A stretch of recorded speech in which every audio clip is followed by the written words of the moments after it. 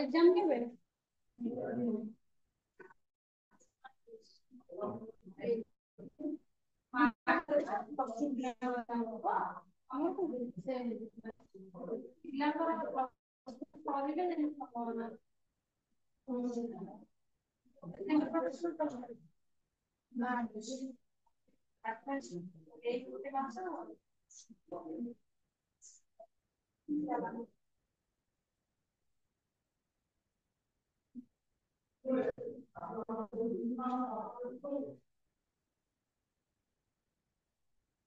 Start कर बहिया नहीं ना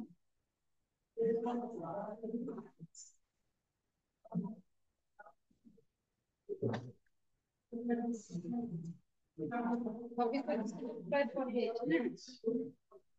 ते गपर होते ना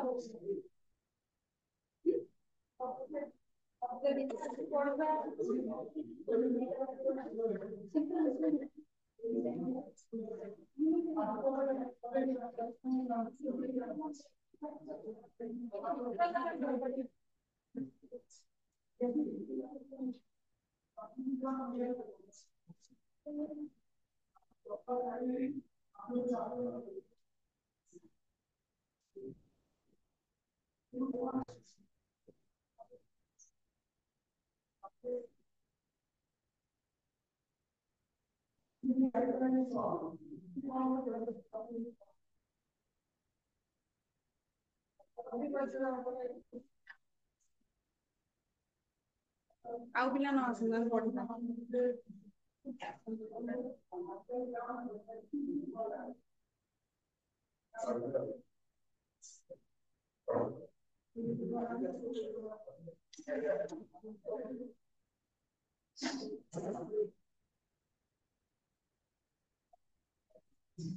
देखो उपेंद्र बंधु जाने छ 10 रे थिला उपेंद्र बंधु जाने छ कवि सम्राट उपेंद्र बंधु हां कवि सम्राट कहले जानि बेलो टिके मन नहीं ताहले काव्य कविता मन अछि कहते सब ए उपेंद्र बंधुଙ୍କର काव्य कविता मन अछि हमरो वैदेही क्लास थिला ना कोन 10 रे थिला ना तांकर तो थिबो मबी बच्चे हो देखा हम पढ़ला उपेंद्र बंधु 1670 मसीहारे जन्मग्रहण करथिले एई पछ पिला तो सुबुची 1720 मसीहारे मृत्युवरण करथिले तांकर जन्म स्थान कोठी थिला गंजाम रो भूमुसर ग्राम ना तांकर सृष्टि होची जो काव्य कविता रचना करथिले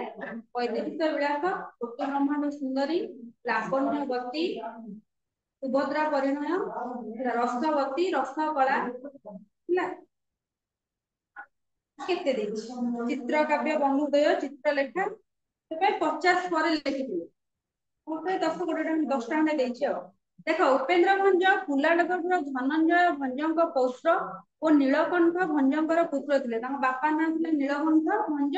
ଆଉ ତାଙ୍କ ଜେଜେଙ୍କ ନାଁ ଥିଲା ଧନଞ୍ଜୟ ହେଲା ଧନଞ୍ଜୟଙ୍କ ଦ୍ୱାରା ଅନୁପ୍ରେରିତ ହୋଇ ସେ କାବ୍ୟ ରଚନା ସେ ମନୋନିବେଶ କରିଥିଲେ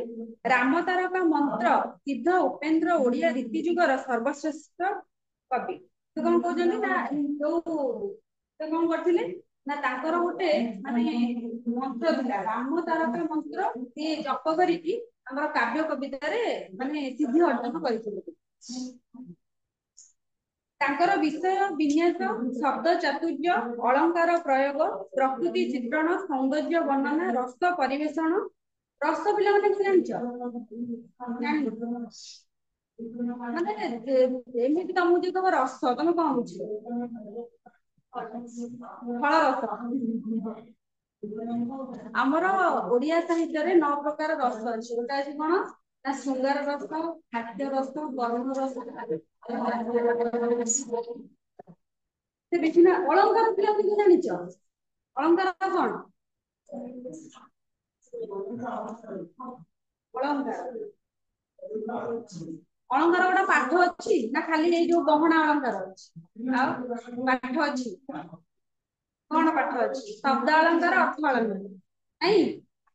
मन नहीं से अलंकार व्यवहार कौन करती काव्य कविता काव्य कविता को स्मृति मधुर करने सब अलंकार बा रसर प्रयोग करती कवित्व पांडित्य बहुशास्त्र दर्शिता परवर्ती कवि मान गभीर भाव प्रभावित करिया काव्य को संस्कृत समकक्ष करने निरवच्छिन्न साधना करी अपूर्व सिद्धि लाभ कर देख आगे सब माने पंडित मैंने कहते संस्कृत साहित्य बहुत बड़ बड़ पंडित एते डेरी को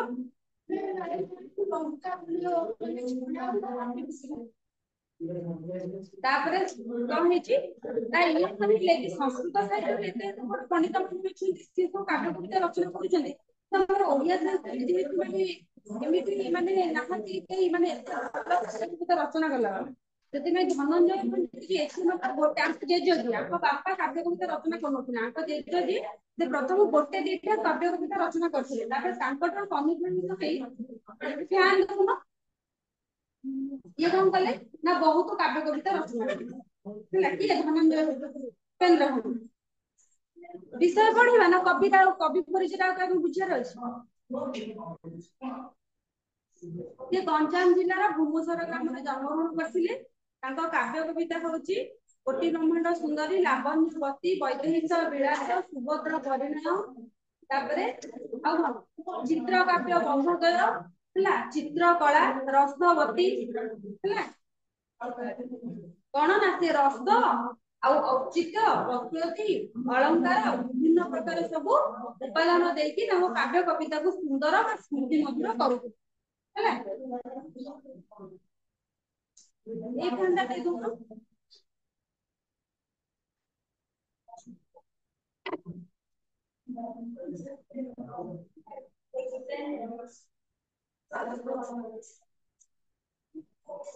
देखो पढ़िबा मित्रता मित्रता पढ़ाऊ आ तार कवि परिचय को बुझे अछि ना कवि परिचय को बुझे अछि ना कविता को जिबा मित्रता देखो फास्ट जो कविता विषय जानि छी तापर विषय पढ़िले तम बुझी पारे देखो कवि सर्वश्रेष्ठ पिला ने मित्रता को कोन बुझ माने सांग नहीं पछरे बइते तीन जण दी जण भाई आ जोड़ी रखुचंदी देख कवि सर्वश्रेष्ठ काव्य वैदेहिक विलास अष्टमी छांदर उद्धृत होती माने वैदेहिक विलास जो गोटे काव्य अच्छी तार 28 छांदर वैदेहिक विलास होती 52 छांद विशिष्ट तार 28 छांद होची मित्रता कविता है एटा अंडरलाइन करो रामायण आधारित काव्यर एही अंशरे राम सुग्रीवंकर मित्रता वर्णना कराई कहार रामंकर आ सुग्रीवंकर हैला तांकर मित्रता कथा वर्णना कराई वनवास काल रे रावण सीता को अपहरण करिनेला सीता संधान थिला बेले वन रे रामंकर सुग्रीवंकर सह भेट हुए से मध्य सम दशा पन से कहउछन केन ना जतबेले जो राम को के पठैथिले वनवास रामायण फिल्म जानी किए पठे तमें जान रामायण सुन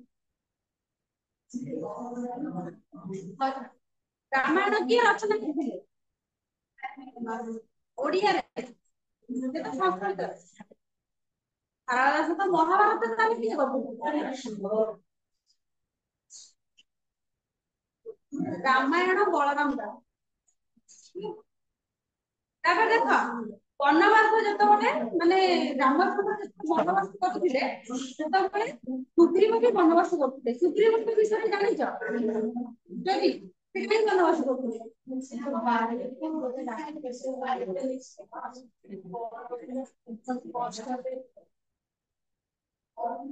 पाली थिले कोन ना बड़ भाई हैला जेहेतु सी गोटे युद्ध रे कोन करथिले ना गोटे जो गुफा भीतर रहि जाथिले ताको कोन करथिले ना सुग्रीव कोन करथिले बंद करे पळे आइथिले तापर आसिकिना से किस्किंदा राज्यर राजा किए थे सुग्रीव हेले जेहेतु अछि हमर हेई काहे गप सब हाथ धई आगु आसिला सुग्रीव सुग्रीव कौन कले ना ताको राज्य थिला किस्किंदा राज्य और राजो रामचंद्र को राज्य नाम कौन थिला रामचंद्र जो राज्यर राजा होता से राज्यर नाम कौन अयोध्या अब ହେଲା ସେ କଣ କରିଥିଲେ ନା ବାଳିକୁ ସେ ଗୁମ୍ଫା ଭିତରେ ମାନେ ବନ୍ଦ କରିକି ପଳେଇ ଆସିଥିଲେ ସେ ଭାବିଲେ କଣ ସେଇ ମାନେ ଗୁମ୍ଫା ଭିତରେ ବାଳି ନିଜେ ମରି ଯାଇଛି କିନ୍ତୁ ସିଏ ଆସିକିନା ଯେତେବେଳେ କିସ୍କିତା ରାଜ୍ୟର ରାଜା ହେଇଛନ୍ତି କିଏ ନା ସୁଗ୍ରୀବ ସେତେବେଳେ ତାପରେ ଆସିକିନା ବାଳି ପହଞ୍ଚିବ ତାପରେ ଜଣେ ତ ରାଜା ହେଇସାରିଲା ପରେ ଆଉ ତ ତାକୁ ଚେଞ୍ଜ କରିହବନି ତାପରେ ବାଳି କହିଲେ ମୁଁ ବଡ ଭାଇ ଥାଉ ସାନ ଭାଇ କେମିତି ରାଜା ହେଇପାରିବ ତାକୁ ସବୁଠୁ କହିଲେ ମୁଁ ଯଦି ୟାକୁ ମାରିଦେବି ତାହେଲେ ଯାଇକି ମୁଁ ଏ ରାଜ୍ୟର ରାଜା ହେବି କାରଣ ବଳି ଥିଲେ ମାନେ ବହୁତ ବଳଶାଳୀ ହେଲା ସବୁଠୁ ବଳଶାଳୀ ହଉଥିଲେ ବଳି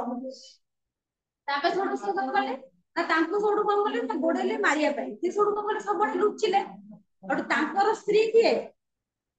ତାଙ୍କର ସ୍ତ୍ରୀ ହଉଛି ରୋମା କାର ନା ସୁଗ୍ରୀବଙ୍କର ସ୍ତ୍ରୀ ହଉଛନ୍ତି ରୋମା ସିଏ କହିଲେ ଆମକୁ ତ ସେ କୁଆଡେ କୁଆଡେ ଲୁଚିବେ ମୁଁ ତ ତାଙ୍କୁ ପାଇବି ତେଣୁକରି ତାଙ୍କ ସ୍ତ୍ରୀ କି ଯଦି ମୁଁ ଅପହରଣ କରିକି ଯାଇଥିବି ତାହେଲେ ତାଙ୍କ ସ୍ତ୍ରୀ କି ସେ ନବା ପାଇଁ ଆସିଥିଲେ ସିଏ ଆସିଲେ ମୁଁ ସୁଗ୍ରୀବଙ୍କୁ ମାରିବି ସେଥିପାଇଁ ସେ ରୋମାକୁ ବି ରୋମା କିଏ ହେବେ ତାଙ୍କର ଭାଇ ଭଉଣୀ ତାଙ୍କୁ ନେଇକିନା ମାନେ ବନ୍ଦୀ କରିକିନା ରଖିଥିଲେ ହେଲା ସେଥିପାଇଁ ସେ ବାଳି ଡରରେ ସୁଗ୍ରୀବ ଆସିକିନି ବଣ ଜଙ୍ଗଲରେ ଲୁଚିକିନା ରହୁଥିଲେ କିନ୍ତୁ ରାମଚନ୍ଦ୍ର ଥିଲେ ନା ତାଙ୍କ ବାପାଙ୍କର କଣ ଦେଶ ପାଳନ କରିବା ପାଇଁ 14 ବର୍ଷ ବନବାସ କରିବା ଲାଗି ଆସିଥିଲେ ଯେତେବେଳେ ସେ ଆସିଥିଲେ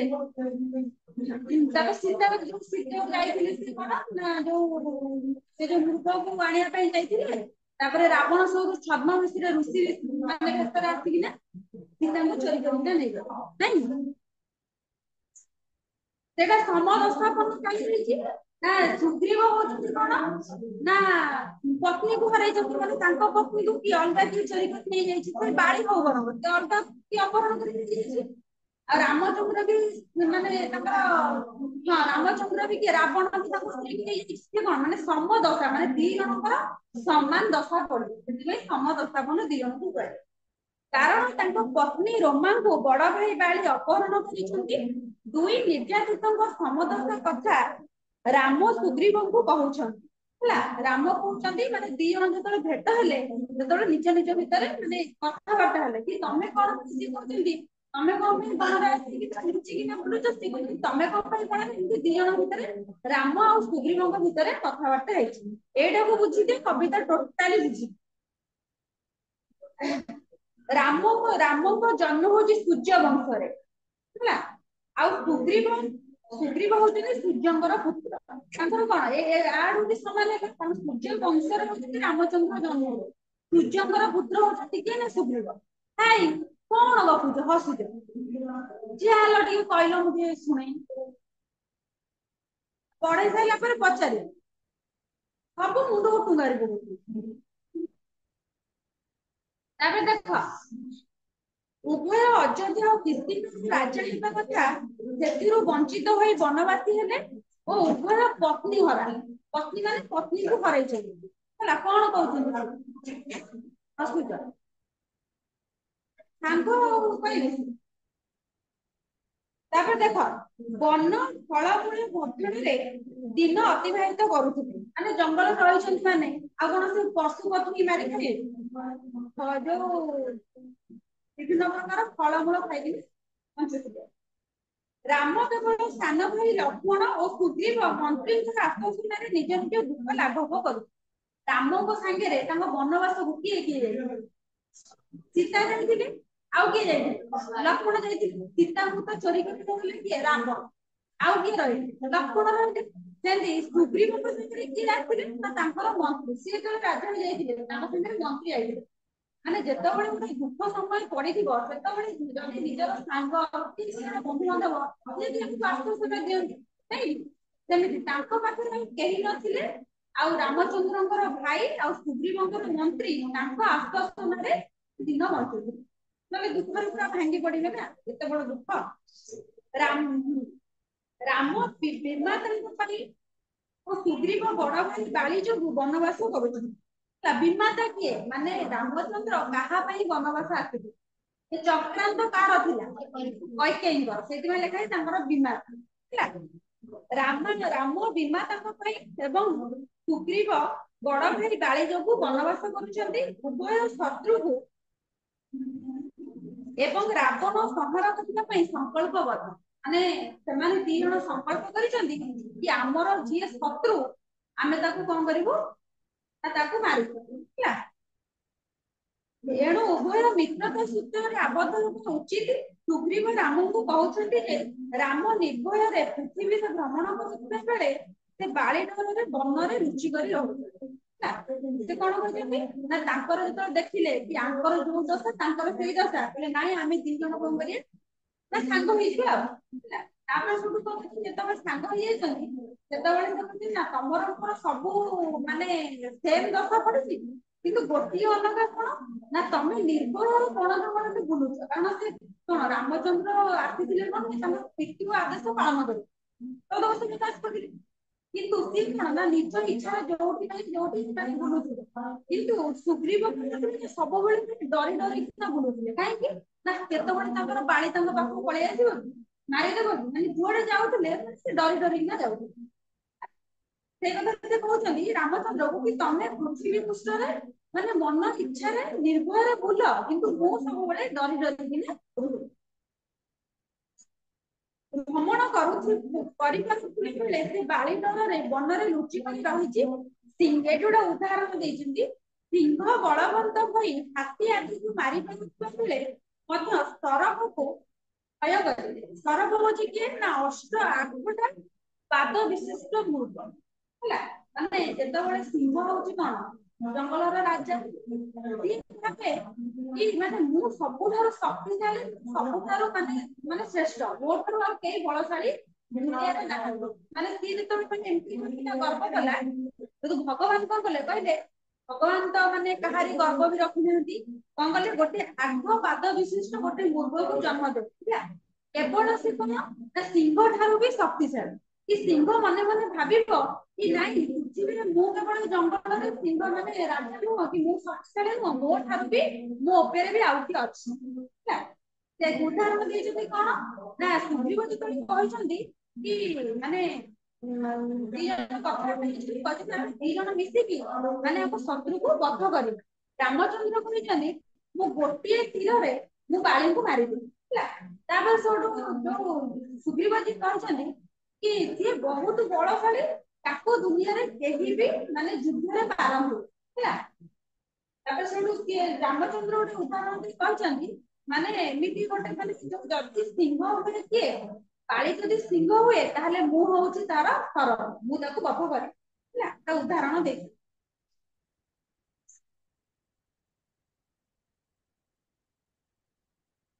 ଏବେ ଦେଖ ରାମ ଅନାଥରେ ଗୋଟିଏ ସ୍ୱରରେ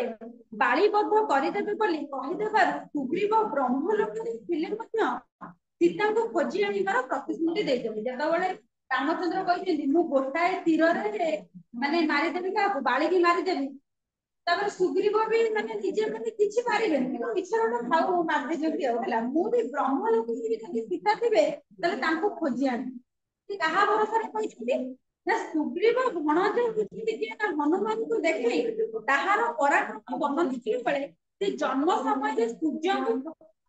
ଖାଇବା ପାଇଁ ଡେଇଁକି କରି ଧରି ପକେଇଥିଲା। ଦେଖ ସେ କହୁଛନ୍ତି କି ମାନେ ସୁଗ୍ରୀବ ହଉଛନ୍ତି କଣ ମାନେ ପୁରା ତରୁଆ ହେଲା। ଇଏ ନିଜେ ବଣ ଜଙ୍ଗଲରେ ଲୁଚିକିନା ବୁଲୁଛନ୍ତି, ସିଏ ଯିବେ ବ୍ରହ୍ମଲୋକକୁ ସୀତାଙ୍କୁ ଖୋଜିବାକୁ।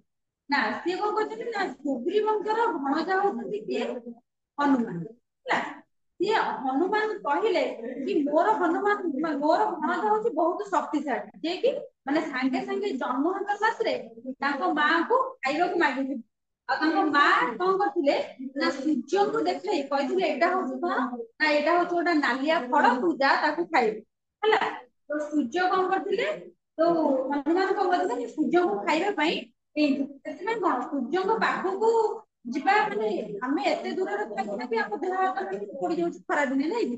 କିନ୍ତୁ ସିଏ ସେତିକି ଶକ୍ତିଶାଳୀ ନ ହେଇଥିଲେ ସେ ସୂର୍ଯ୍ୟଙ୍କୁ ଖାଇବାକୁ ଦେଇଥାନ୍ତେ। ସେ କହିଛନ୍ତି ମାନେ ହନୁମାନଙ୍କର ପରାକ୍ରମରେ ସୁଗ୍ରୀବ ଟିକେ ଫୁଟାଣି ମାରି କହିଦେଇଛନ୍ତି କି ସୀତା ଯଦି ବ୍ରହ୍ମଲୋକ ଥିବ ଖୋଜି ଆଣିକିନା ଦେବ। ସତରେ ବି ସେଇଆ ହେଲା। ହନୁମାନ ଯାଇକି ତ ପ୍ରଥମେ ଖାଇନଥିଲେ ଠିକ ନା। ଏହାପରେ ରାମ ଓ ସୁଗ୍ରୀବ ଅଗ୍ନିକୁ ସାକ୍ଷୀ ରଖି ମିତ୍ର ହେଲେ। ଭାବ କି ଅଗ୍ନିକୁ ସାକ୍ଷୀ ରଖି ଆମର ବାହାଘର ହଉଛି ସବୁ, ସିଏ ସେତେବେଳେ ସମୟରେ ଅଗ୍ନିକୁ ସାକ୍ଷୀ ରଖି ବନ୍ଧୁତା ହେଲେ ହେଲା। ରାମ ବାଳୀକୁ ବଧ କରିବା ପୂର୍ବରୁ ସୁଗ୍ରୀବଙ୍କର ଅନୁରୋଧ ରକ୍ଷା କରି ଦୁଇଟି ପରୀକ୍ଷା ଦେଲେ। ମାନେ ରାମଚନ୍ଦ୍ର ଯେତେବେଳେ କହିଲେ କି ମୁଁ ଗୋଟାଏ ଦିନରେ ସୁଗ୍ରୀବଙ୍କୁ ବଧ କରିଦେବି, ସୁଗ୍ରୀବ ଯୋଉ ବାଳୀକୁ ବଧ କରିଦେବି, ସୁଗ୍ରୀବଙ୍କର ବିଶ୍ୱାସ ହେଲା। ଏତେ ବଳଶାଳୀ ରାମଚନ୍ଦ୍ର ଗୋଟେ ସାଧାରଣ ମଣିଷ ହେଇକି ମାନେ ବାଳୀକୁ ବଧ କରିଦେବେ ନା, ମୋ ପାଇଁ ବିଶ୍ୱାସ ହଉନି। ଆଉ ତମେ ଯଦି ମୋର ଦିଟା ପରୀକ୍ଷାରେ ରାଜି ହବ, ପରୀକ୍ଷା ଦବ, ସେଇ ପରୀକ୍ଷାରେ ଯଦି ତମ ଉତ୍ତୀର୍ଣ୍ଣ ହବ, ତାହେଲେ ମୁଁ ଜାଣିବି ତମେ ବାଳୀକି ମାରିଦବ ହେଲା। ତାଙ୍କର ଦିଟା ପରୀକ୍ଷା, କିଏ ନା ସୁଗ୍ରୀବ କହିଲେ କାହାକୁ, ରାମଚନ୍ଦ୍ର। ଦିଟା ପରୀକ୍ଷା ଏବେ ରାମଚନ୍ଦ୍ର ଦେବେ। ପ୍ରଥମଟି ହଉଛି ମୃତ ଦୁନ୍ଦୁଭି ରାକ୍ଷସର ଅସ୍ଥି ଉତ୍ତୋଳନ। ବାଳୀ ଏହି ଦୁର୍ଦାନ୍ତ ଦୁନ୍ଦୁଭି ଅସୁରକୁ ମାରିଥିଲା। ତାର ଅସ୍ଥି ସମୂହ ପର୍ବତ ପ୍ରାୟ ରୁଣ୍ଡ ହୋଇ ପଡିଥିଲା। ରାମ ବାମ ପାଦ ବୁଢା ଆଙ୍ଗୁଠିରେ ଅସ୍ଥିକୁ ଆକାଶକୁ ଫିଙ୍ଗି ଦେଲେ, ଯେପରି ହାତୀ ତା ସୁନ୍ଦର ପଦ୍ମ ଫୁଲକୁ ତୋଳି କରି ଆକାଶକୁ ଫିଙ୍ଗିଦିଏ। ମାନେ ତାଙ୍କର ପ୍ରଥମ ପରୀକ୍ଷା ଥିଲା କି ଆଗେ ଯଦି ବାଳୀ ଥିଲା ମାନେ ପୁରା ବହୁତ ମାନେ ବିରାଟ କାୟ ଲୋକ ହେଲା। ତାପରେ ସେଇ ହିସାବରେ ବାଳୀ ସାଙ୍ଗରେ ଯିଏ ଯୁଦ୍ଧ କରିବ ସିଏ ବି ସେତେବେଳେ ରାକ୍ଷୀ ଥିବା ଦରକାର ସେମିତି ଜଣେ ମାନେ ପୂର୍ବରୁ ଆଉ ଜଣେ ସେ ରାକ୍ଷସ ଥିଲେ, ସିଏ ହଉଛି ତା ନାଁ ହଉଛି ଦୁନ୍ଦୁଭି ରାକ୍ଷସ ହେଲା। ତାର ବାଳୀର ଥରେ କଣ ହେଲା ନା ଯୁଦ୍ଧ ହେଲା। ବାଳୀ ତାକୁ କଣ କଲେ ନା ଯୁଦ୍ଧରେ ତାକୁ କଲେ ମାରି ଦଉଛନ୍ତି। ମାନେ ତମେ ଭାବ ଦୁନ୍ଦୁଭି ରାକ୍ଷସ ଏତେ ବଡ ଲୋକ ଥିଲେ ଯେ ତା ସେ ଯେତେବେଳେ ମରିଗଲା ତାର ହାଡ ଗୋଡ ସବୁ କଣ ହେଲା ନା ଗୋଟେ ପର୍ବତ ହେଇଗଲା। ମାନେ ସେ ଏତେ ବଡ ଲୋକ ଥିଲା ହେଲା। ଆଉ କଣ ନା ଯୋଉ ଇଏ ଥିଲା, ସୁଗ୍ରୀବଙ୍କର ପରୀକ୍ଷା ଥିଲା କି ଦୁନ୍ଦୁଭି ରାକ୍ଷସର ଅସ୍ଥିକୁ, ପର୍ବତ ନା ସେଇ ପର୍ବତର ଅସ୍ଥିକୁ, ଯୋଉ ଦୁନ୍ଦୁଭି ରାକ୍ଷସର ସେ ଯୋଉ ପର୍ବତକୁ କଣ କରିବେ ନା ଯୋଉ ବାମ ଗୋଡର ବୁଢା ଆଙ୍ଗୁଠିରେ ତାକୁ ଉଠେଇକିନି ଆକାଶକୁ ଫୋପାଡେ। ଏମିତି ନା ଯେପରି ହାତୀ ଯେପରି ମାନେ ଯେମିତି ପଦ୍ମ ଫୁଲ ଯେମିତି ପୋଖରୀରେ ପଦ୍ମ ଫୁଲ ହେଇଥିବ, ହାତୀ ଯେପରି ଏମିତି ଆଣିକି ଶୁଣ୍ଢ ଆଣିକି ମାନେ ଉପରକୁ ଫୋପାଡି ଦିଏ, ସେମିତି ରାମଚନ୍ଦ୍ର ଯଦି ତାଙ୍କର ବୁଢା ଆଙ୍ଗୁଠିରେ ଫୋପାଡି ଦେବେ ଆକାଶକୁ, ତାହେଲେ ମୁଁ ଜାଣିବି କି ରାମଚନ୍ଦ୍ର ବାଳୀକୁ ମାରିଦେବେ। ବୁଝିପାରିଲ। ଦୁନ୍ଦୁଭି ଗୋଟେ ରାକ୍ଷସ ଥିଲା ହେଲା। ସେ ବହୁତ ମାନେ ତାର ଶରୀର ଟା ବହୁତ ବିଶାଳ ଥିଲା। ଯେତେବେଳେ ବାଳୀର ଆଉ ଯୋଉ ଆର ଦୁନ୍ଦୁଭି ରାକ୍ଷସ ଯେତେବେଳେ ଯୁଦ୍ଧ ହେଲା, ସେତେବେଳେ ଦୁନ୍ଦୁଭି ରାକ୍ଷସ ମରି ଯାଇଥିଲା। ମରିଗଲା ଯେତେବେଳେ ତାକୁ ଏତେ ବଡ ରାକ୍ଷସକୁ କିଏ ଉଠେଇବ, ସେ ସେଇଠି ପଡି ପଡିକିନା ତା ହାଡ ଆଉ ମାଂସ ସବୁ ଗୋଟେ ପର୍ବତ ହେଇଯାଇଥିଲା। ସେଇ ପର୍ବତକୁ ତାଙ୍କର ବାମ ଆଙ୍ଗୁଠି ବୃଦ୍ଧା ଆଙ୍ଗୁଳିରେ ଉଠେଇକି ଫୋପାଡିଆ ତାଙ୍କର ପ୍ରଥମ ପରୀକ୍ଷା ଥିଲା। ବୁଝିହେଲା। ଟୋଟାଲି ବିଷୟଟା ଏଇଠି ଅଛି। କଣ ହେଲା ତାପରେ ଦେଖ, କିସ୍କିନ୍ଧା ଯେତେବେଳେ କଣ, ଯେତେବେଳେ ଗୋଟେ ରାମଚନ୍ଦ୍ର କଣ କଲେ, ସାମାନ୍ୟ ଇଏରେ ମାନେ ଯେମିତି ଆମେ ଯେମିତି ଗୋଟେ ଛୋଟ ଟେକାଟା କହୁନା, ରାମଚନ୍ଦ୍ର କଣ କଲେ ସେମିତି ତାଙ୍କର ଯୋଉ ବାମ ଗୋଡ ବୃଦ୍ଧା ଆଙ୍ଗୁଳିରେ ଉଠେଇକି ଆକାଶକୁ ଫୋପାଡିଲେ। ଯେତେବେଳେ ଗୋଟେ ପାହାଡ ମାନେ ଉଠେଇକିନା ପଡିବ କେତେ ଜୋର ସାଉଣ୍ଡ ହବ, ହବ ନା ନାଇଁ। ଯେତେବେଳେ ସାଉଣ୍ଡ ହେଇଛି କିସ୍କିନ୍ଧାର ମାନେ ଯୋଉମାନେ ସବୁ ବାସ କରୁଥିଲେ ସେମାନେ ସବୁ କଣ କଲେ ନା ସବୁ ଛାନିଆ ହେଇଯାଇଛନ୍ତି କି ଏତେ ବଡ ଶବ୍ଦ କଣ ହେଲା ହେଲା। କିସ୍କିନ୍ଧା ଶବ୍ଦ ଶୁଣି ଭାବିଲେ ଇନ୍ଦ୍ରଙ୍କର ବଜ୍ରାଘାତରେ ମୌନାକ ପର୍ବତ ଦୂରରେ ପଡିଲା କି, ମାନେ ଆଗ କାଳରେ ଥିଲା ଏଇ ପର୍ବତ ମାନଙ୍କର ସବୁ ଡେଣା ଥିଲା। ମାନେ ପାହାଡ ମାନଙ୍କର ସବୁ ଡେଣା ଥିଲା। ସେମାନେ ଯୋଉଠି ଚାହିଁବେ ଉଡି ଉଡି ଯାଇକି ସେଇଠି ପଡୁଥିଲେ। ତାଙ୍କର ଡେଣା ଥିବା ଦ୍ଵାରା ଲୋକମାନଙ୍କୁ ବହୁତ କ୍ଷୟକ୍ଷତି ହଉଥିଲା। କାହାର କେତେବେଳେ ଘର ଉପରେ ପଡିବ, କେତେବେଳେ କୋଉ ଲୋକ ଉପରେ ପଡିବ, ନାଇଁ କି ମାନେ ଚାଷ ଜମି ସବୁ ପ୍ରକାର କ୍ଷୟକ୍ଷତି ହୁଏ। ଦିନେ ସେଠୁ କିସ୍କିନ୍ଧା ମିସ୍ତ୍ରୀ କଣ କଲେ ନା ଇନ୍ଦ୍ରଙ୍କୁ ପ୍ରାର୍ଥନା କଲେ, ପୂଜା କଲେ କି ଇନ୍ଦ୍ରଙ୍କର ବଜ୍ରାଘାତରେ ହେଲା ତାଙ୍କର ଯୋଉ ଡେଣାକୁ ଛେଦନ କରିବା ହେଲା। ସେ କଥା କହୁଛନ୍ତି କିସ୍କିନ୍ଧାବାସୀ ଭାବିଛନ୍ତି କଣ ନା ବଜ୍ରାଘାତରେ ଆମେ ଯୋଉ ଇନ୍ଦ୍ରକୁ ପ୍ରାର୍ଥନା କରିଥିଲୁ, ବୋଧେ ଇନ୍ଦ୍ର ମାନେ ବଜ୍ରାଘାତରେ ମୈନାକ ପର୍ବତରେ କଣ କଲେ ନା ତାର ଡେଣା ଛେଦନ କଲେ, ସେଥିପାଇଁ ଏତେ ଏତେ ବଡ ଶବ୍ଦ ଶୁଭୁଛି ହେଲା। ସୁଗ୍ରୀବ ଏହା ଦେଖି ଚିନ୍ତା କଲେ ଯେ ମାଂସ ଚର୍ମ ରକ୍ତ ଦ୍ୱାରା ଦୁନ୍ଦୁଭିର ଓଜନିଆ ହାଡ଼ ଗୁଡିକ ସୂର୍ଯ୍ୟ କିରଣରେ ଶୁଖି ହାଲୁକା ହୋଇଯାଇଥିବାରୁ ବୋଧେ ରାମଚନ୍ଦ୍ର ତାହାକୁ ମାନେ ଦୂରକୁ ଫିଙ୍ଗିଦେଲେ। ମାନେ ରାମଚନ୍ଦ୍ର ତାଙ୍କ ସାମାନ୍ୟ ଗୋଟେ ଏତେ ବଡ ପାହାଡକୁ ସାମାନ୍ୟ ମାନେ ଗୋଟାଏ ଚୁଟିରେ ଏମିତି ଧରି ତାପରେ ଟେକା ଫୋପାଡି ଫୋପାଡି ଦେଲେ। ତାଙ୍କର ଉପରେ ସନ୍ଦେହ ଆସିଲା ବୋଧେ ମାନେ ଏଇ ଯୋଉ ସୂର୍ଯ୍ୟଙ୍କର କିରଣରେ ମାନେ ଯେକୌଣସି ଗୋଟେ ଜୀବ ମରିଯାଉ ସେ ମାନେ କଣ ପଚି ପଚିକି ତାପରେ ହାଲକା ହେଇଯିବନି ବୋଧେ ସୂର୍ଯ୍ୟଙ୍କର କିରଣରେ ତା ମାଂସ ହାଡ ସବୁ ବୋଧେ ଶୁଷ୍କ ହେଇଯାଇଛି ହାଲକା ହେଇଯାଇଛି ସେଇଥିପାଇଁ ବୋଧେ ରାମଚନ୍ଦ୍ର ଉଠେଇକି ଫୋପାଡି ଦେଲେ ଆଉ ହେଲା। ତେଣୁ ସୁଗ୍ରୀବଙ୍କ ମନରେ ସନ୍ଦେହ ଆସିଲେ ଓ ସେ ରାମଙ୍କୁ ଦ୍ୱିତୀୟ ପରୀକ୍ଷା ସ୍ଥଳୀକୁ ନେଇ ଆସିଲେ। ମାନେ ତାଙ୍କର ପ୍ରଥମ ପରୀକ୍ଷାରେ ସେ ସକ୍ସେସଫୁଲ ହେଇଗଲେ। ଆଇଲା ସେକେଣ୍ଡ ପରୀକ୍ଷା ହେଲା। ବାଳି ଚାଲିଥିବା ବେଳେ ତାର ଜୋର ପାଦ ପାଦରେ ଭାବ ବାଳି ଏତେ ବଡ କଣ ହେଲା ବାଳି ଏତେ ବଡ ମଣିଷ ଥିଲା ସେ ଗୋଟାଏ ପାଦ ପକେଇ ଦଉଥିଲା ଭୂମିର ପୁରା ଭୂମିକମ୍ପ ହେଇଯାଉଥିଲା। ଏତେ ବଡ ମଣିଷ ଥିଲା ହେଲା। ତେଣୁ ବସୁଧାର ଅନୁରୋଧରେ ବ୍ରହ୍ମା ବାଳିର ଅଭାବଳ ସପ୍ତ ଗଛରେ ରଖିଥିଲେ। ମାନେ ଯୋଉ ବସୁଧା ମା ଯିଏ ମାନେ ସିଏ ତାର ଭାରକୁ ସମ୍ଭାଳି ପାରିଲେନି। କହିଲେ ମୁଁ ଯୋଉ ବାଳି ଯେତେବେଳେ ଚାଲି ଚାଲି ଯାଉଛି ମୁଁ ତାର ଭାରକୁ ସମ୍ଭାଳି ପାରୁନି। ସିଏ ଯୋଉ କଣ କଲେ ସେ ବ୍ରହ୍ମଙ୍କୁ ପ୍ରାର୍ଥନା କଲେ କି ବାଳିର ବଳକୁ ମାନେ କୋଉଠି ରଖିବା ପାଇଁ ହେଲା। ବ୍ରହ୍ମା କଣ କରିଥିଲେ ନା ଗୋଟେ ସପ୍ତଶାଳା ବୋଲି ଗୋଟେ ଜାଗା ଅଛି। କାହିଁକି ହେଇଛି ସପ୍ତଶାଳା ନା ଗୋଟିଏ ସାପ ସାତ ବାଙ୍କ ହେଇଛି। ସାପଟା ଏମିତି ଚାଲେନି ସିଧା କଣ ଚାଲେ ଏମିତି ଚାଲେ। ସେ ସାତଟା ବାଙ୍କରେ ସାତଟା ଶାଳ ଗଛ ଅଛି। ସେଇ ଶାଳ ଗଛରେ ବାଳିର ବଳକୁ ରଖାଯାଇଛି। କେମିତି ନା ଆମର ନିକିତି ଦେଖିଛ ମାନେ ନିକିତି ଦିପଟରେ ନିକିତି ନଥାଏ ସେ ନିକିତି ଭିତରେ ତାର ବଳକୁ ବ୍ରହ୍ମା ରଖିଥିଲେ। କେମିତି ରଖିଥିବେ ଭାବ ତାର ଜଣଙ୍କର ବଳକୁ ନିକିତି ଭିତରେ ରଖିଥିବେ। ଯେମିତି ମାନେ ମାନେ ଦେଇଛନ୍ତି ଉଦାହରଣ ଯେମିତି ଲୋକମାନେ ସୁନାକୁ ଅତି ଯତ୍ନରେ ରଖନ୍ତି। ବ୍ରହ୍ମା ସେମିତି ବାଳିର ବଳକୁ ସେଥିରେ ଯତ୍ନରେ ରଖନ୍ତି। ହଁ ତାପରେ ଦେଖ ଏହି ସପ୍ତଶାଳାକୁ ଇନ୍ଦ୍ରାଦି ଦେବତା ମାନେ ମଧ୍ୟ ଗୋଟିଏ ଥରରେ ପିନ୍ଧିବାକୁ ନାହିଁ ମାନେ ତାଙ୍କର ଯୋଉ ସୁଗ୍ରୀବଙ୍କର ସେକେଣ୍ଡ ପରୀକ୍ଷା ଥିଲା କି ସେଇ ଯୋଉ ସାତଟା ଏମିତି ବାଙ୍କ ହେଇଛି ବାଙ୍କରେ ସାତଟା ଏମିତି ଶାଳ ଗଛ ହେଇଛି ମାନେ କଣ ସାତଟା ବାଙ୍କ ଏମିତି ସିଧା ଥିବ ସିଧା ନଥିବ। ତାଙ୍କର ସେକେଣ୍ଡ ପରୀକ୍ଷା ଥିଲା କି ସବୁ ଯୋଉ ସାତଟା ଗଛ ହେଇଛି ସେ ଗଛର ଅଗ୍ରଭାଗକୁ ଆମେ ଗୋଟିଏ ତୀରରେ ଛେଦନ କରିବୁ। ତାହେଲେ ମୁଁ ଜାଣିବି ଯେ ତମେ ବାଳିକୁ ମାରିପାରିବ। କେମିତି ଛେଦନ କରିଥିଲେ? ଆଁ ଗୋଟାଏ ତୀରରେ ସେ ତ ସିଧା ନଥିବ ଗୋଟାଏ ତୀରରେ କେମିତି ହବ? କେମିତି ହବ ରାମଚନ୍ଦ୍ର କଣ କଲେ ନା ଆପଣଙ୍କୁ ସିଧା ବତେଇଦେବି ଶୁଣ ମୁଁ କହୁଛି ରାମଚନ୍ଦ୍ର କଣ ଗୋଟେ ବହୁତ ବଡ ଦେବତା ଥିଲେ ନା ସିଏ ଯେତେବେଳେ ଯାଇକି ତାଙ୍କ ଯୋଉ ଗୋଡର ବୃଦ୍ଧା ଆଙ୍ଗୁଳି ସେ ସାପର ଲାଞ୍ଜରେ ଲଗେଇ ଦେଇଛନ୍ତି ସେ ସାପ ସିଧା ହେଇଗଲା ହେଲା। ସାପ ଯେତେବେଳେ ସିଧା ହେଇଗଲା ତାପରେ ଏଇଠି କଣ କଲେ ଗୋଟାଏ ତୀରରେ ସେ ଗଛର ଅଗ୍ରଭାଗକୁ ଛେଦନ କଲେ। ତାପରେ ତାପରେ ସେଠୁ ପରୀକ୍ଷାରେ ସଫଳ ହେଲେ।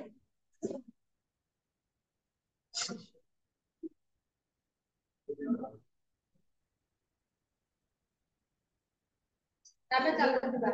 ବିଷୟକୁ ଯିବା। ଏଇଠୁ ତ ବିଷୟଟା ସରିଯାଇଛି ଆଉ।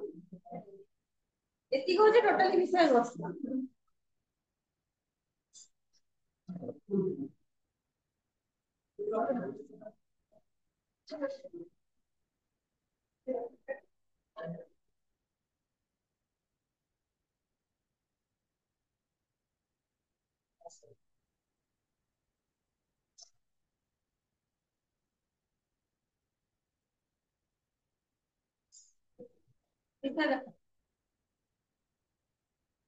ଏଇଠି ଲେଖା ଦେଖ ବୈଦେହୀଶ ବ୍ୟାସର ଅଷ୍ଟବିଂଶ ଛନ୍ଦରୁ ଆସିଛି। ମାନେ ଅଷ୍ଟବିଂଶ କେତେ କହିଲି? क्या କହିଲି?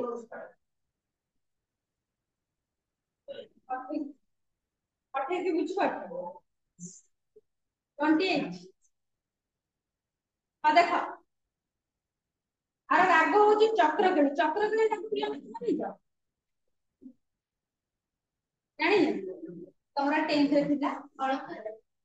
ନା ନା ଏଇଟା ହଉଛି ଯୋଉ ଇଏ ଛନ୍ଦ ଜାଣିନ? प्रत्येक चक्र ଆଉ ସବୁ ଥିଲା आशा बड़ी उच्चारी नहीं चक्की काली भूत नहीं और देखो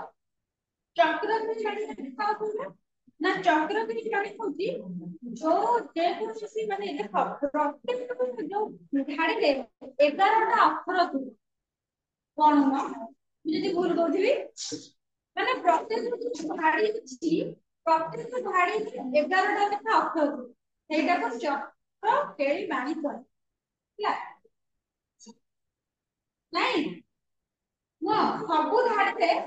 11ଟା ଥିବ ଆଉ ଗୋଟେ କଥା ପିଲାମାନେ ଦେଖ ପ୍ରତି ଧାଡିର ପ୍ରଥମରେ ବ ଅକ୍ଷର ଥିବ ବ ଅକ୍ଷର ନାହିଁ କାହିଁକି ବ ଅକ୍ଷର ହେଲା ବୈଦେହିକ ବିଳାସ ତାଙ୍କର ଯୋଉ ସୁଭଦ୍ରା ପରିଷଦ ବିଷୟ କାବ୍ୟ ଅଛି ସୁଭଦ୍ରା ପରିଷଦ କାବ୍ୟ ପ୍ରଥମ ପ୍ରଥମ ଅକ୍ଷର ହଉଛି ସ ସ ହେଲା ଯେହେତୁ ଏଟା ବୈଦେହିକ ବିଳାସରୁ ଆସିଛି ସବୁ ମାନେ ବାକ୍ୟର ଆରମ୍ଭରେ ବ ଆଉ ଆର ଛାନ୍ଦ ସଂଖ୍ୟା ହଉଛି 52 ହେଲା ଆଉ ଚକ୍ର କେଳିଟା କାହାକୁ କହିବା ନା ପ୍ରତ୍ୟେକ ବାକ୍ୟର ଅକ୍ଷର ସଂଖ୍ୟା 11 ହେଲା ମନେ ରଖିବ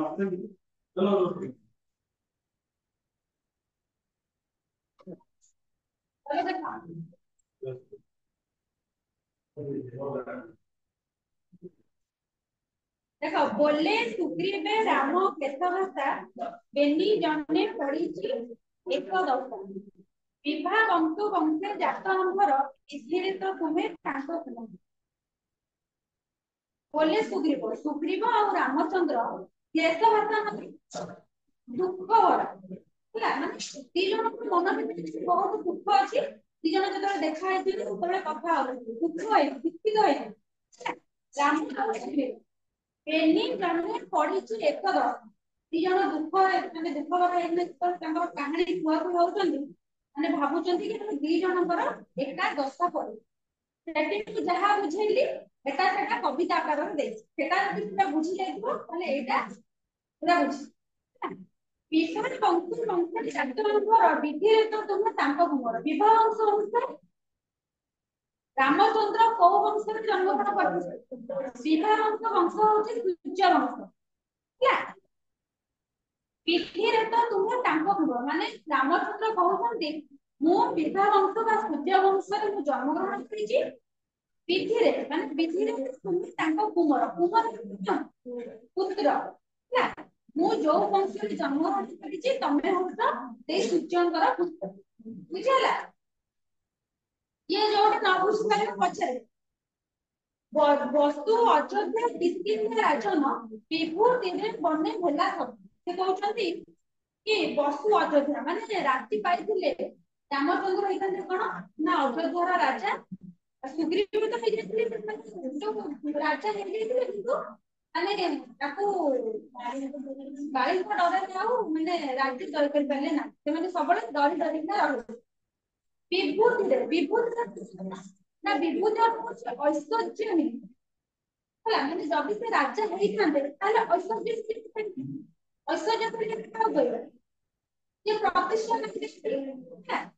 ବିଭୂତିରେ କଣ ହେଲା ସବୁ ସେ କହୁଛନ୍ତି କି ଆମେ ଐଶ୍ୱର୍ଯ୍ୟ ପାଇକି ରାଜ୍ୟ କଥା କିନ୍ତୁ ଆମେ ଐଶ୍ୱର୍ଯ୍ୟ ହୀନ ହେଇକି ଏବେ ବଣ ଜଙ୍ଗଲରେ ବୁଲୁ ହେଲା ବାମା ବିଚ୍ଛେଦ ପର ଭରସଣେ ବଞ୍ଚି ଦିନ ଫଳ ମୂଳ ବନ୍ଧା ସେ କହୁଛନ୍ତି ବାମା ବିଚ୍ଛେଦ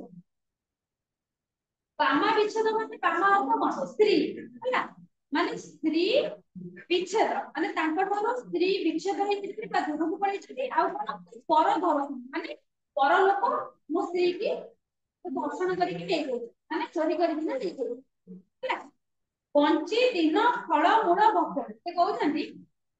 କି କଣ ନା ଆମେ ଯୋଉ ବଞ୍ଚିଛୁ ଜଙ୍ଗଲରେ କଣ ଖାଇକି ନା ଫଳମୂଳ ଖାଇକି ନା ବଞ୍ଚିଛୁ ଏଇ ଗଛ ପିଲା ବୁଝି ହଉଛି ବୁଝି ହଉନି ବିଷୟ ଯଦି ବୁଝି ହଉଛି ଗୋଟା ନ ବୁଝିବା ତ ପଚାରିବି ତାପରେ ଦେଖ ବନ୍ଧୁ ଅନୁଜ ମନ୍ତ୍ରୀ ପ୍ରବୋଧନ ବନ୍ଧୁ ବନ୍ଧୁ ଅନୁଜ ମାନେ କହିଛନ୍ତି କି ରାମଚନ୍ଦ୍ରଙ୍କର କିଏ ଲକ୍ଷ୍ମଣଙ୍କ ପ୍ରବୋଧନ ଦେଇଛନ୍ତି ଆଉ କଣ ସୁଗ୍ରୀବଙ୍କର ମନ୍ତ୍ରୀ ପ୍ରବୋଧନ ଦଉଛନ୍ତି ମାନେ ସେ ଦୁଃଖ ସୁଖ କଲେ ଯେତେବେଳେ ମାନେ ବନ୍ଧୁ ମାନେ ଯେତେବେଳେ ଆସିକିନା ମାନେ ଗୋଟେ ସାହା ହୁଅନ୍ତି ମାନେ ଆଶ୍ୱାସନା ଦିଅନ୍ତି ନ୍ୟାୟ ସବୁ ଠିକଠାକ ହେଇଯିବ ସେମିତି ତାଙ୍କ ପ୍ରବୋଧନରେ ଇଏ କଣ କରିଥିଲେ ଦିନକୁ କାଟନ୍ତି ରାମଚନ୍ଦ୍ର ଏବଂ ସୁଗ୍ରୀବ ବୋଧ ଭଳି ରହିଥାଇ ଜୀବନ ସେ କହୁଛନ୍ତି ତାଙ୍କ ଆତ୍ମଜୀବନ ଦ୍ୱାରା ଆମେ ଜୀବନ ବଞ୍ଚୁଥିଲୁ ମାନେ ଜଙ୍ଗଲରେ ବାଧା ମାତ୍ରା ଭଟାରେ ଉପୁଜିଛି ବୈରିକି ସାଧିବା ଇଚ୍ଛା ସେ କହୁଛନ୍ତି କଣ ଏଇ ଯୋଉ ବାଧା ଉପୁଜିଛି ବାଧା କଣ ଯୋଉ ସମସ୍ୟା ଉପୁଜିଛି ସେଟା କାରଣ ପାଇଁ ରାମଚନ୍ଦ୍ର ଯୋଉ ଯାଇଛନ୍ତି ଜଙ୍ଗଲ ସୁଗ୍ରୀବ ଯୋଉ ଜଙ୍ଗଲରେ ଆସିକି ନା ବନବାସ କରୁଛନ୍ତି ସେ ସମସ୍ତେ କାହା ପାଇଁ ଉପୁଜିଛି କାହା ପାଇଁ ଚିନ୍ତା କରୁଛି କଣ ତାଙ୍କ ରାମଚନ୍ଦ୍ର ତାଙ୍କ ବିନା ତାଙ୍କ କୈକେୟୀ ଯାଇଥିଲେ କଣ ସମ୍ମାନ ଆଉ କଣ ନା ସୁଗ୍ରୀବ ବାଳିଥିଲେ ଭାଇ ସତେ ଏଇ ଯୋଉ ବାଧା ସମସ୍ୟା ଉପୁଜିଛି କାହା ପାଇଁ ନା ମାତା ଭର୍ତ୍ତାରେ ଉପୁଜି ମାନେ ମାତା ଓ ଭାଇ ପାଇଁ ସୃଷ୍ଟି ହେଇଛି ବୈରିକି ସାଧିବାର ଇଚ୍ଛା ଅଛି ବୈରିକି ଶତ୍ରୁ ହେଲା ଆମର ଶତ୍ରୁ ଯିଏ ତାକୁ ଆମର ବଧ କରିବାକୁ ଇଚ୍ଛା ଅଛି କାରଣ ରାମଚନ୍ଦ୍ର ଆଉ ସୁଗ୍ରୀବ ଏଇ ଗୋଟେ ପେଜ ପଢ କାହାର କଣ ଡାଉଟ ଅଛି ତାପରେ ପୁଣି ନେକ୍ସଟ ପେଜକୁ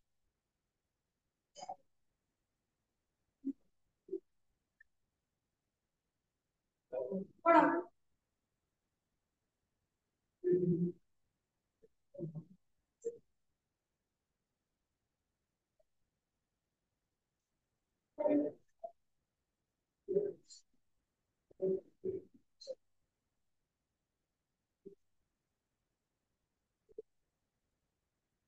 ପଢ ତମେ ଯଦି କ୍ୱେଶ୍ଚିନ୍ ନ ପଚାରିବ ମୁଁ ବି ପଚାରିବି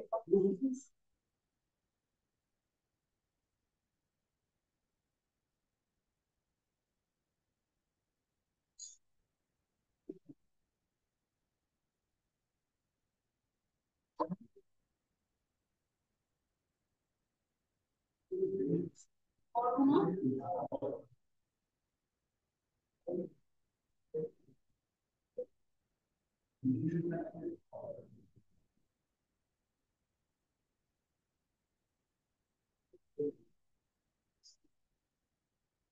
ଗପୁଥାଅ ପଚାରିବ କଣ କହିଲ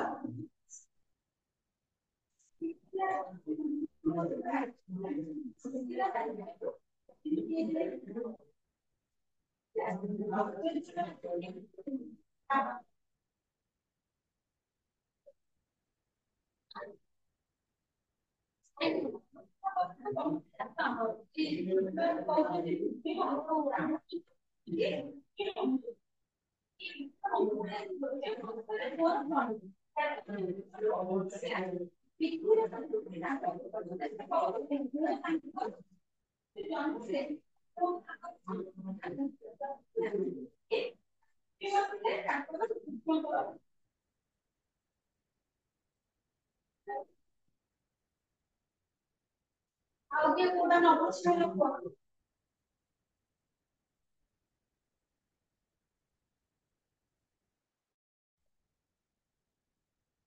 ନାଇଁ ତମେ ଦି ଜଣ ଗପୁଛ କାହିଁକି ପଚାରିବି ନା କହିବ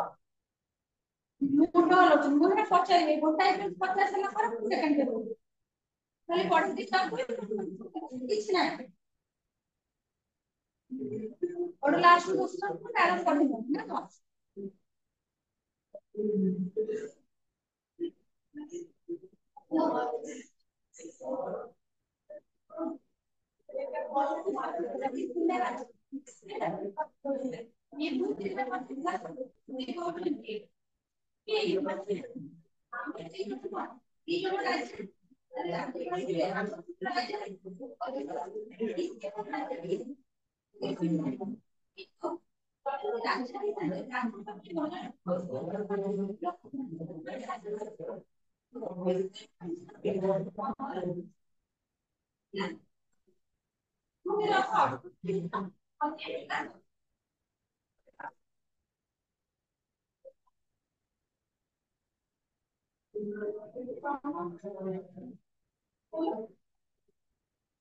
ବାମା ବାମା କିଛି କଲା ନାହିଁ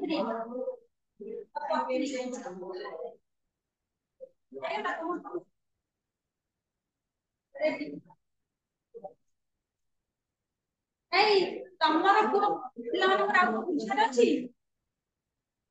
ସବୁ ହେଇଗଲା ବନ୍ଧୁ ଅନୁଜ ମନ୍ତ୍ରୀ ପ୍ରବୋଧ ବନ୍ଧୁ ଅନୁଜ ମାନେ ସେ କହୁଛନ୍ତି ଯେତେବେଳେ ଆମର ମାନେ ଗୋଟେ ଦୁଃଖ ସମୟ ପଡିଥାଏ ସେତେବେଳେ କଣ ଆମେ ଯେତେବେଳେ ଖାଉ ମାନେ ଘରେ ଥାନ୍ତେ ତାଙ୍କର ଯଦି ଦୁଃଖ ସମୟ ପଡିଥାନ୍ତେ ତ ସମସ୍ତେ କଣ ଆଶ୍ୱାସନା ଦେଇଥିଲେ କିନ୍ତୁ ଏଠି ତାଙ୍କର କି ନା ରାମଚନ୍ଦ୍ରଙ୍କ ସାଙ୍ଗରେ କିଏ ସୀତା ଯାଇଥିବ ଆଉ କିଏ ଲକ୍ଷ୍ମଣ ଯାଇଥିବ ଯେତେବେଳେ ସୀତାକୁ ରାବଣ ସହିତ ଦେଇଗଲେ ତାଙ୍କ ସହିତ ଆଉ କିଏ ରହିଲେ ଲକ୍ଷ୍ମଣ ତାଙ୍କର କିଛି ଦୁଃଖ ସମୟରେ ଲକ୍ଷ୍ମଣ ତାଙ୍କୁ ପ୍ରବୋଧନ ଦଉଥିଲେ ଆଶ୍ୱାସନା ଦଉଥିଲେ କି ଆମେ ସୀତାଙ୍କୁ ସାଙ୍ଗରେ ଖୋଜିବା ପାଇଯିବୁ ଏମିତି ଆଶ୍ୱାସନା ଦଉଥିଲେ ଆଉ ସୁଗ୍ରୀବଙ୍କୁ ଯେହେତୁ ସୁଗ୍ରୀବ ଜଣେ ରାଜା ଥିଲେ ତାଙ୍କ ସାଙ୍ଗରେ କିଏ ନା ତାଙ୍କ ମନ୍ତ୍ରୀ ଯାଇଥିଲେ ତାଙ୍କ ମନ୍ତ୍ରୀ ତାଙ୍କୁ ଆଶ୍ୱାସନା ଦଉଥିଲେ ତାଙ୍କ ସେଇ ଆଶ୍ୱାସନାରେ ଇଏ କଣ କରୁଥିଲେ ନା ଜୀବନ ଧରିକିନା ବଞ୍ଚିଥିଲେ ନହେଲେ ଏତେ ମାନେ ଏତେ ତୁମର ଦୁଃଖ ଧରିକି ମଣିଷ ମାନେ ଅତି ଭାଙ୍ଗି ପଡିବ ସେଥିପାଇଁ ତାଙ୍କର ଆଶ୍ୱାସନାରେ ଇଏ ଦିନ କାଟୁଥିଲେ ଆଉ କାହାର କିଛି ବୁଝିବାର ଅଛି ମୁଁ ଏବେ ପଚାରିବି ଏ ଆଙ୍କୁ ଆଗ ପଚାରିବ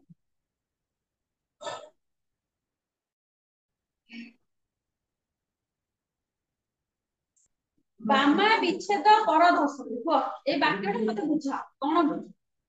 ତମେ ନୁହଁ ମୁଁ ତାଙ୍କୁ ପଚାରିଲି ସେ ଯୋଉ ବହିଛନ୍ତି କଳରେ କୁହ ତମ ଦି ଜଣଙ୍କୁ ଦିଆହେଲା ଏଇ ବାକ୍ୟଟା ମତେ ବୁଝାଅ ବାମା ବିଚ୍ଛେଦ ପର ଭରସା ଆର ଅର୍ଥ କଣ ଆଁ ମୁଁ କହୁଛି ସବୁ ପିଲାଙ୍କୁ ଶୁଭୁଛି ଯାହା ବି ଉତ୍ତର କହୁଛ ଯେମିତି ସବୁ ପିଲାଙ୍କୁ ଶୁଭିବ କୁହ ଏବେ ବା ତମକୁ ଦିଥର ବୁଝେଇଲି ଥରେ ସେ ବିଷୟରେ ପଢିଥିଲି ଆଉ ଥରେ ଏବେ ହିଁ ଗୋଟି ଗୋଟି କରି ବୁଝେଇଲି ଆଁ ହବ ନା ହବନି କହିପାରିବ ନା କହିପାରିବନି ବୁଝେଇବା କଣ କେମିତି ବୁଝେଇଦେବେ ଏମିତି ଖାଲି ଶୁଣିଯିବ ଆମ ମୁଣ୍ଡ ଟଙ୍କା ତ ହେଇଗଲା ଆଁ ପଛ ପିଲା ଥିଲା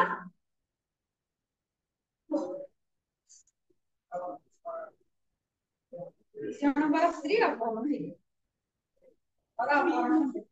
ବହି କହିଲେ ତୁ ହସୁଛୁ ହଉ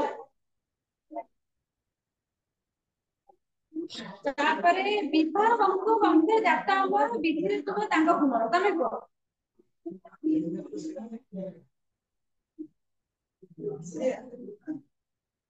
କିଏ ଆମେ ଦି ଜଣ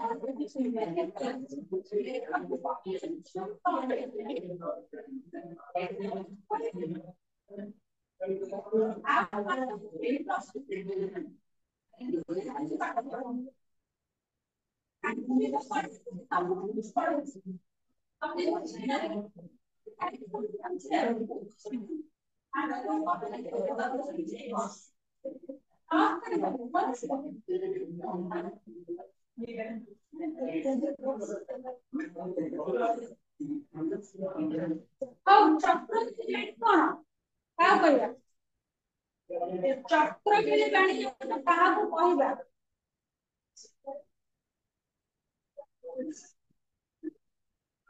ତମକୁ କହିବିଟି ଚକ୍ର କହିବା କିଏ କହିବ ପୁଅ ପିଲାଙ୍କୁ ତମେ ଦେଇଛ ଚକ୍ର କିଳି ବାଣୀ କାହାକୁ କୁହାଯାଏ ତମକୁ ପ୍ରଥମରୁ କହିଲି ପ୍ରତ୍ୟେକ ବାକ୍ୟ କଣ 11 ଅକ୍ଷର ଥିବ ତାହାକୁ ଚକ୍ର କିଳି ବାଣୀ କୁହାଯାଏ ଆଉ କଣଟା କହିବ ଏତିକି ଯଦି ତମେ ମନେ ନ ରଖିବ ତା ତଳେ କହିଲେ ଲେଖିଛ ଚକ୍ର ପାଣି ପାଣି ହଉଛି ପଦରେ ଥିବା ଯୋଉ ଅକ୍ଷର ସଂଖ୍ୟା ଏକର ଦେଖିଥିଲେ କି ତମେ ପଢିଥିଲେ କେହି ଲେଖିବନି କଷ୍ଟ ସଂଖ୍ୟା କେହି ଲେଖିବନି ତ ପଢିବ ଆଉ ନା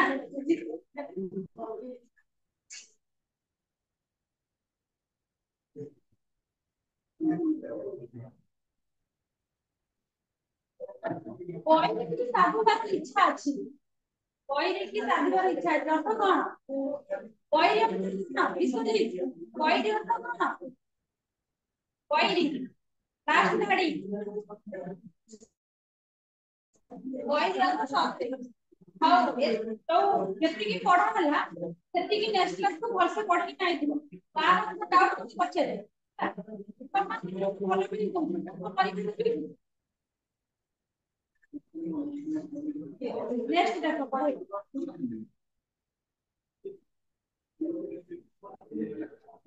टाइम नहीं घंटा पे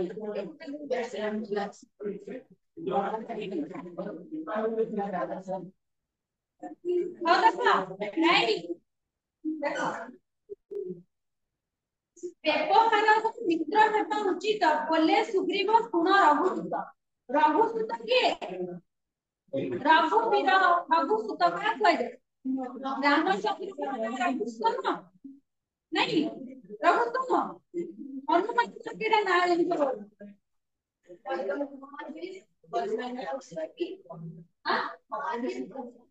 बजरंगी ଆଉ उनका भक्त ଆଉ କିଏ ହନୁମାନ ଗୋଟେ ଆଉ କିଏ ତାଙ୍କ ମା ମାନେ କଣ ଥିଲା ଅଞ୍ଜଲି ପୁତ୍ର ପବନ ପୁତ୍ର ମାରୁତି କେତେ ହେଲା ସେମିତି ରାମଚନ୍ଦ୍ର ରଘୁସୂତ ହନୁମାନ ଥିଲା ହେଲା ସେ କହୁଛନ୍ତି କି ବ୍ୟବହାର ମାନେ ତମେ ଗୋଟେ ମାନେ କଣ ସେତିକି ସେତିକି ମାନେ ସମାନ ତମେ ସେମ୍ କ୍ଲାସ ପାଠ ପଢୁଛ ତମେ ତମେ ତମର ବଡ କ୍ଲାସ ପିଲାଙ୍କ ସହିତ ଯାଇ ସାଙ୍ଗ ହେଇପାରିବେ ହଉ ଯେମିତି ତମେ ତାଙ୍କ ସହିତ ବୁଝ ସେମିତି ତାକୁ କଣ ବଡ ଦିଦି ଡାକିଯିବୁ ସେ କହୁଛନ୍ତି କି ତମର ମୋର ଯେହେତୁ କିଛି ସମାନ ଦରକାର ଆମେ ଦି ଜଣ ମିତ୍ର ହବା ମାନେ ଆବଶ୍ୟକ ମିତ୍ର କଣ ମିତ୍ର ମାନେ ସାଙ୍ଗ बोले सुग्रीव सुन रघुसୂତ ମାନେ ସୁଗ୍ରୀବ କହୁଛନ୍ତି ରାମଚନ୍ଦ୍ରକୁ ଆମେ ଦି ଜଣ ସାଙ୍ଗ ହେବା ଉଚିତ ଫୁଲ ଧରଣୀ ନିର୍ଭୟ ଥିଲେ ବାଳି ଡରେ ଶୁଣିଲେ ମୃତ୍ୟୁ ଆସେ ଏଇଟା ବୁଝିପାରିଲ ସେ କହୁଛନ୍ତି କଣ ଫୁଲ ଧରଣୀ ଧରଣୀ କଣ ଧରଣୀ କଣ ଧରଣୀ ହଁ ପୃଥ୍ୱୀ ପୃଷ୍ଠରେ ନିର୍ଭର ତୁମେ ମାନେ ସୁଗ୍ରୀବ କହୁଛନ୍ତି କାହାକୁ ରାମଚନ୍ଦ୍ରକୁ କହୁଛନ୍ତି କି ତମେ ଖାଲି ପୃଥିବୀ ପୃଷ୍ଠରେ ନିର୍ଭର ବୁଲ କିନ୍ତୁ ପାଣି ତଳରେ ଗିରିରେ ଲୁଚୁ ଆଣ ମାନେ ଗିରି ଅର୍ଥ କଣ ମାନେ ପାହାଡ ପର୍ବତ ଆଉ ବିଭିନ୍ନ ପ୍ରକାର ଜଙ୍ଗଲ ଲୁଚିକିନା ରୁହେ କାହା ଡରରେ ନା ବାଳିର ଡର ବୁଝିହେଲା ବଳବନ୍ତ ହେଲେ ଯଥେଷ୍ଟରି ପଥରେ ଗଜାଦି ତରଭକୁ ଡରି ସେ ଯୋଉ କହିଥିଲି ସିଂହ ହେଲା ବଳବନ୍ତ ହେଲେ ଯଥା କେଶରୀ ସିଂହର ନାଁ ସିଂହର ଅନ୍ୟ ନାମ ହଉଛି କେଶରୀ ହେଲା ସେ କହୁଛନ୍ତି କେଶରୀ ଯେତେ ବଳଶାଳୀ ହେଲେ ବି ଯେତେ ଶକ୍ତିଶାଳୀ ହେଲେ ବି ପଥରେ ଗଜାଦି ତରଭକୁ ଡରି ସେ କହୁଛନ୍ତି ଗଜ ଅର୍ଥ କଣ ହାତୀ ମାନେ ସିଏ କଣ କରେ ହାତୀ କରିପାରିବ କିନ୍ତୁ ସରଗକୁ ଡର ମାନେ ଜଙ୍ଗଲରେ ଯେତେ ପଶୁ ରୁହନ୍ତି ସମସ୍ତିଙ୍କି ମାରିଦବ କିଏ ସିଂହ ମାରିଦବ କିନ୍ତୁ ତାର ଜଣକୁ ଡର ସିଏ ହଉଛି ସରଗ ଅର୍ଥ କଣ କହିଥିଲି ଅଷ୍ଟ ପାଦ ବିଶିଷ୍ଟ ହେଲା ଯଦି ଦେଖିବ ତାକୁ ଗୁଗଲରେ ସର୍ଚ୍ଚ କରି ଦେଖିବ ପିଲାମାନେ ଏମିତି ପଢେଇଲା ବେଳେ ସବୁ ଦେଖନ୍ତି ନେଟରେ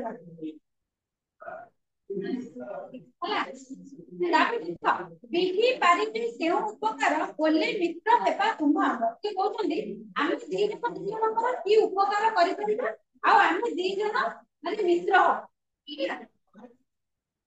ବିଧି ହଁ ବିଧି ପାରିବେ କେଉଁ ଉପକାର ମାନେ ଦି ଜଣଙ୍କର କି ମାନେ ଉପକାର କରିପାରିବେ बोले जाऊ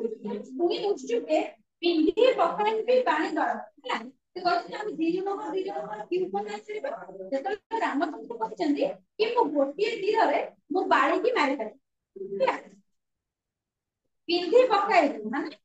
ମାରି ପକାଇବି ହେଲା ମାନେ ଯୋଉ ଏମିତି ତୀରଟା ପିଟିକି ଯୋଉ ମାରନ୍ତିନି ସେଇଟାକୁ କହନ୍ତି ବିନ୍ଧି ପକାଇବି ବାଣି ବାଣ ମାନେ ଗୋଟିଏ ବାଣରେ ମୁଁ ତାକୁ ମାରିଦେବି ब्रह्म लोके थिले सीता पूजाई पाद रचन आनिष्ट कर से कहउछन्ती मु तुमको कथा देली कि सुग्रीव कहउछन्ती मु तुमको कथा देली सीता जदि ब्रह्म लोके थिले मु तुमको खोजियानी ना देली तापर वीर कपि मोर संगे किछि बाळ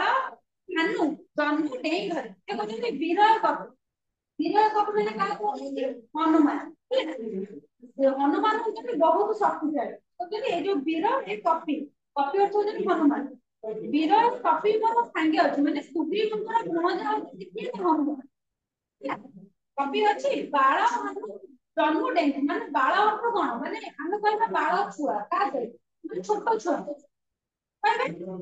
ଏ ହସିବେ ହେଲା ଶୁଣ ଛୋଟ ଯେତେବେଳେ ଜନ୍ମ କରିଥିଲେ ସେତେବେଳେ ମାଙ୍କୁ ମାନେ ଖାଇବାକୁ ମାଗିଥିଲେ ମା ତାଙ୍କୁ କହିଥିଲେ ସୂର୍ଯ୍ୟଙ୍କୁ ଖାଇବ ସେ ସୂର୍ଯ୍ୟଙ୍କୁ ଖାଇବାକୁ ଦେଇ ତାପରେ ଦେଖ ବୋଲେ ବୋଲା ବୋଲି ହୋଇ ଏକ ମାତ୍ରେ ବନ୍ଧି ସାକ୍ଷୀ କରାଇ ହେଲେ ମିତ୍ର ମାନେ ସେ କହୁଛନ୍ତି ବନ୍ଧି ମାନେ ଅନ୍ତି ଏତେ ସବୁ ବୋଲାବୋଲି ହେଇକି ତମକୁ ଗୋଟାଏ ମାନେ ବାଣ ତୀରରେ ଆମ ଯୋଉ ବାଳିକୁ ମାରିଦେବି ସେ କହୁଛନ୍ତି ସୀତା ଯଦି ବ୍ରହ୍ମ ଲୋକରେ ଦେଖିବେ ମୁଁ ତାଙ୍କୁ ପଚାରିଦେବି ଏମିତି ସବୁ ମାନେ କଥାବାର୍ତ୍ତା ହେଇକି ତାପରେ ଅଗ୍ନିକୁ ସାକ୍ଷୀ ରଖିକିରି କଣ ହେଇଛନ୍ତି ନା ମିତ୍ର ହେଇଛନ୍ତି बोलू शत्रुକୁ ଦେଖା ରାଘବ बोलू ଅଛି ସବିନୟ ତାପରେ ସୁଗ୍ରୀବ କହୁଛନ୍ତି ନା କହୁଛନ୍ତି କି ତମର ମାନେ ଇଏ ତ କହିଲେ ନା ତାଙ୍କ କମେଣ୍ଟରେ ମାନେ ବାଳିକ କଣ ଲୁଚିଛନ୍ତି ତାପରେ ସୁଗ୍ରୀବ କହିଲେ ତମର ଶତ୍ରୁ କିଏ କଥା ମୁଁ ତାକୁ ମାନେ ମାରିବି ଆଉ କଥା କରିବି ଆଉ ଏତିକି ପଢ ଏତିକି ପଢ କୋଉଟା ନ ବୁଝିଲା ପଚାର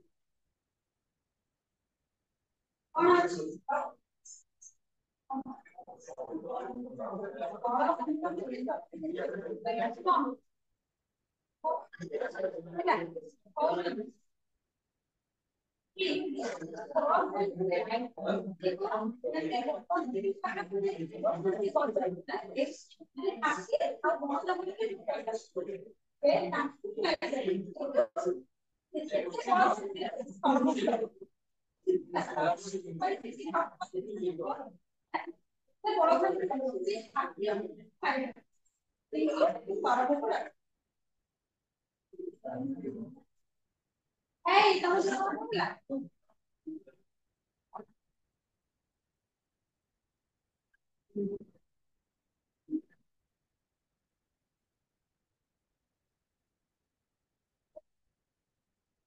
Jadi itu apa? Tahu dan pola itu semua bodoh apa apa deh. Kota itu lupa dengan kota itu masuk ke. Hey, hey, apa sih kota itu? Maka bukan itu ya. Bukan tidak itu bukan ya. Atau apa itu sih pak kota itu? Para bodoh kan?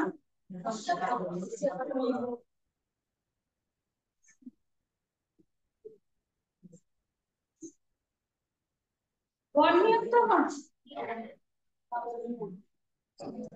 Ragu sudah.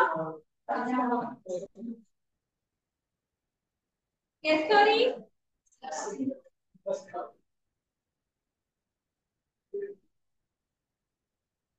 Ragu bilang. Ragu.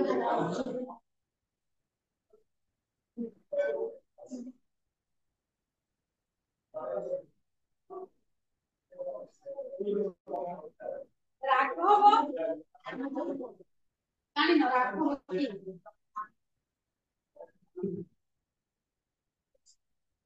Ini tahu apa tinggalnya destinasi satu.